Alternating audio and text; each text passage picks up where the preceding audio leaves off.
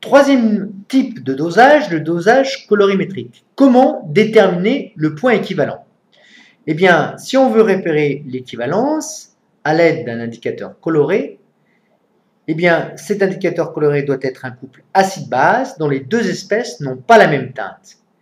Il est nécessaire que la zone de virage de l'indicateur coloré englobe le point équivalent pour que la détermination de l'équivalence soit la plus précise possible. Prenons un exemple.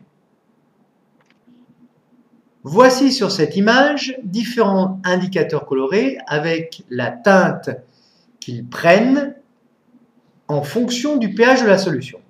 Prenons le rouge de phénol.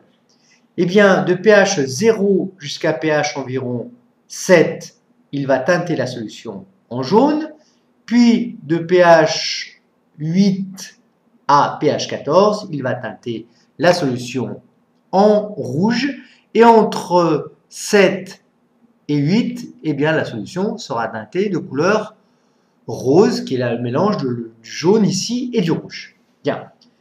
Alors, prenons l'exemple de dosage de l'acide chlorhydrique par l'hydroxyde de sodium. Donc, voici ici la courbe.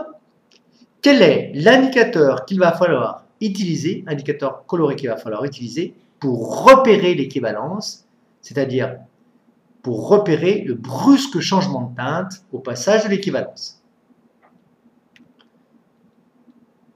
Eh bien, vous l'aviez sans doute trouvé, il s'agit du bleu de bromothymol. Pourquoi? Eh bien, pour le pH compris entre environ ici 2,5 et puis juste avant l'équivalence, qu'est-ce qui va se passer?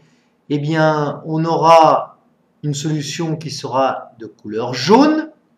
Puis, arrivé à 7, qu'est-ce qui va se passer? Eh bien, on va avoir la solution qui va se teinter en vert, qui est le mélange du jaune et du bleu.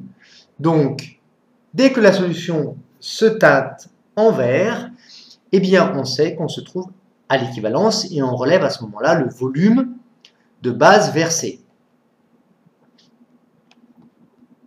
qui est, dans notre exemple, environ égal à 12,5 ml.